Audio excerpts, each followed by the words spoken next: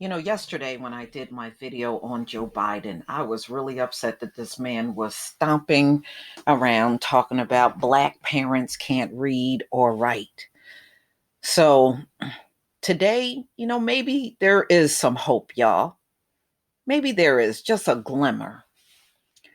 February 19th, 2020, Joe Biden's Black voter support shows signs of strain.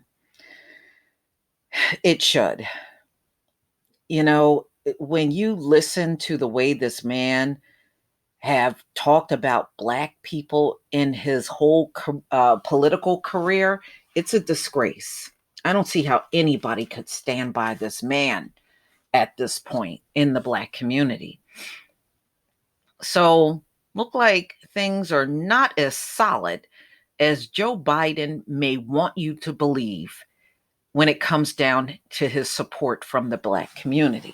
Joe Biden's strength with Black Democrats is being tested here as losses in Iowa and New Hampshire have led some voters to give his rivals a second look. I've been listening to Pete Buttigieg, said William Mack, 25 years old, who was getting a haircut Friday in a predominantly Black barbershop, wearing a smock bearing the image of the former President Obama. Yeah, we still got a lot of ride or die people for Obama, y'all. I don't know why, but we do. Mr. Mack said his parents' support for Mr. Biden had led him to think that he too would cast a ballot for the former vice president when his state hosts its February 29th primary. But Mr. Mack said he started to give Buttigieg a look after hearing that the former mayor of South Bend, Indiana, had outperformed Mr. Biden in New Hampshire's primary, but that doesn't mean it's a good thing. Okay. You know what the problem is? Our people kind of get a surface view of these people and they don't really go back and look at the overall political career. Or if they were an attorney general or a DA, what kind of job did they do? Who did they target? Who ended up suffering the most when these folks were in political office or any type of position of power? So, unfortunately, our people are always going to do this surface look at these folks and not realize many of these folks have a horrible record with Black people. They do. And Pete Buttigieg, who he's looking at now, he's no exception. Mm-mm-mm. Mr. Mack of Blythewood said of Mr. Buttigieg, to be sure, Mr. Biden remains the 2020 presidential candidate with the most support among Black Americans. Says who? The mainstream news? You can't go by what the mainstream news says. Remember, they were the ones that projected Hillary to win. But look who won, Trump. This is the same mainstream news that did that. So no, you just because they throw something out there, it doesn't mean it's sticking. So I mean, they always put wrong information out there. That's why they're called fake news. An important factor in a state in which more than 60% of Democratic voters are Black.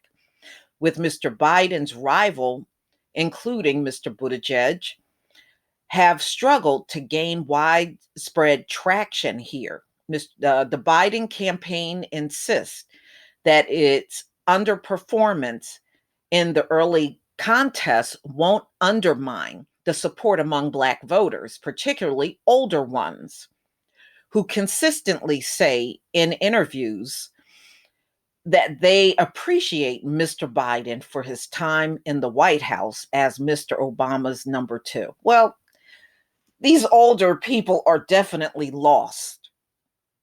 You know, I don't expect them even after they hear how terrible their political records are with Black people, to change their positions. They usually don't. Yet there are signs Mr. Biden's Black support could erode enough to make the state competitive.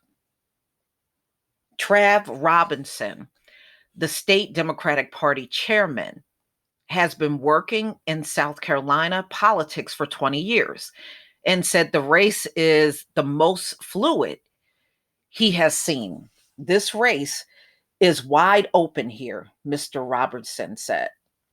Joe Biden has some work to do in order to close the deal and win South Carolina. Wow. You know, it is so many of our people that got a major lack of understanding when it comes down to these folks. I guess because I'm on YouTube and I look at these stories so that I can turn around and tell you about this. You know, I've learned a lot about the backgrounds of many of these people that are running, and none of them are good, especially when it comes down to us. And it's just amazing how we are so conditioned to vote for people, even if we don't like them. And I wish we would just snap out of that. That has never benefited us. We've been doing that now forever. And where has it benefited the Black community? And you voting anyway for somebody you know deep down inside you don't particularly care for them. We have never had any good from that at all. Why not try something different this time around? Seriously, why not try something different? If a candidate is not delivering what you want, and we know we want tangibles, we want reparations, and many other things. I mean, let's be real. We're just not stuck with no one thing. We want many things. After all, we've been voting for the Democratic Party forever. All right. However, one survey released immediately after Mr. Biden's fourth place finish in Iowa caucuses and fifth place tally in New Hampshire suggests that his position with Black Democrats in South Carolina is weakening. I don't know why the man got support in the first place. Maybe they can't read in South Carolina because they sure act like they don't know anything about him. East Carolina University survey conducted in days before the Iowa caucuses showed Mr. Biden's lead in the field among Black South Carolina likely voters with 44% support. ECU conducted another poll after the New Hampshire primary in which Mr. Biden's Black support fell 8% points to 36%. During that same time frame, Vermont Senator Bernie Sanders saw his support double from 10% before Iowa to 20% after New Hampshire. Billionaire Tom Steyer was the third place among Black likely voters with 17%. No other candidate was in the double digits with Black South Carolinians. Among all likely South Carolina Democratic voters, the gap between Biden and Sanders was closer in the post New Hampshire poll, 28% for the former vice president, compared with 20% for Sanders. Biden has long bet that Black Democrats would be, so, this is what I am deeply opposed to. See, something is wrong when these candidates think getting our vote is a shoo-in. They believe this because you know what? Largely, when you look back at the voting history among Black people, that's the way it was for Democratic candidates. They knew, oh, I'll just get the black vote. I don't have to do nothing for them. I'll just get it. And I really believe, just looking at this, that is the impression that Joe Biden is getting. Oh, I'll just get the black vote. I'm just going to get it. None of these candidates should feel that kind of comfort at all, y'all. None of them should. None of them should feel comfortable in believing that our vote is a shoo-in.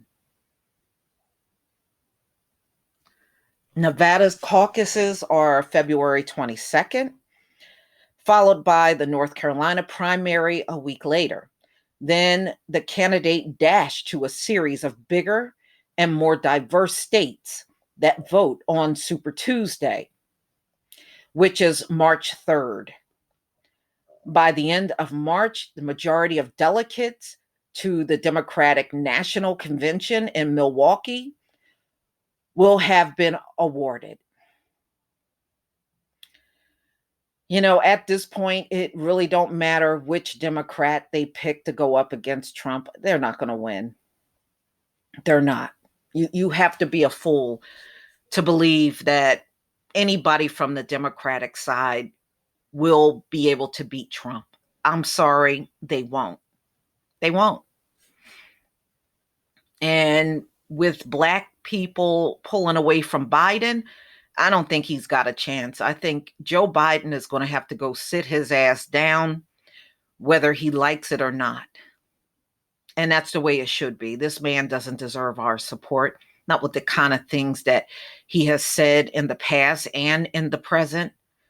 When it comes down to black folks, this man just takes every opportunity to insult us. And then here we are, just like this woman, just smiling and beaming all in front of their faces after being insulted. I will never understand that from our community. I will never understand it. But please tell me what you think, y'all. I hope this is a good sign that the majority of our people are getting it when it comes down to Joe Biden. Please leave your comment and subscribe. Don't forget to hit on the notification bell, and I'll see you on the next video. Peace, family.